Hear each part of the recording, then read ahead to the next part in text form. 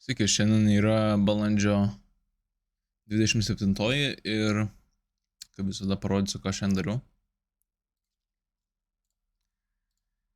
Taip, tai, kaip matau, diena yra jau 39.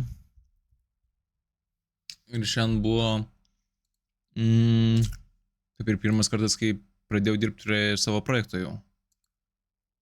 Gal kažkiek atsiras man tiesiog dirbant, susiduriant su realiam problemom, gal tiesiog atsiras tas susidėgymas apie mokymas ir JavaScript'o, ko vėliau reikės, ir pačio Django, nes atrodo, kad jau Django pačias idėjas aš suprantu, kaip viskas veikia, lyg ir suprantu, bet atrodo, kad tiesiog imi darai ir išmoksta. Tai pažiūrėsiu, kaip seksis.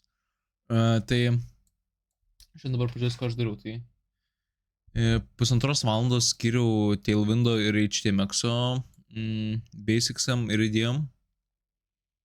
Tai dabar tai pagalvojus, ir tai aš kitaip galvoju, jau kar ir vėl kitaip galvoju.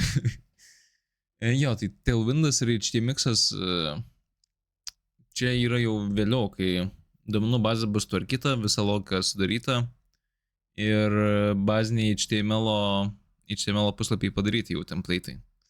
Ir čia tas stilius bus vėliau su HTMX'u. HTMX'as irgi prie stiliaus realiai priskiriamas turbūt. Ir dabar, ką aš dariau, tai jau šiandien, kai matau, skiriu apie 2 valandas tada pradiniam projektų darymui, tai aš jo čia nerodysiu iš tikrųjų dėl įvairiausių priežasčių. Čia nebent kai darysiu projektus, tai dar 2 ir 3 projektą, nebent kai tuos darysiu, tuomet parodysiu, juos tai rodysiu, bet savo projektų tai ne. Ir tuomet su duomenų bazės struktūravimu, tai irgi dabar, kai pradedu galvoti, nes projektas nusimato gan kompleksinis, tai daug dalykų visokių susideda ir man kaip su tuo nesusidūrusiam, tai tenka nemažai pagalvoti. Tai šiaip gan įdomu tokius uždavinius spręsti, nes informacijos šiaip internete nėra labai daug apie tai. Tai dar pažiūrėjau kelis kursus, man rodo, turbūt reikia šitą temą praeiti, nes iš tikrųjų, aš manau, pirmą kartą va šitoje vietoje galima daugiausiai klaidų padaryti. Ir jeigu duomenų bazėje pačioj struktūrai padarai klaidų, tai tos klaidos visur kitur persėjęs. Tai jo, tai vat ir skiriu dabar duomenų bazės struktūros apie pavadilinimui irgi apie 1,5 valandos.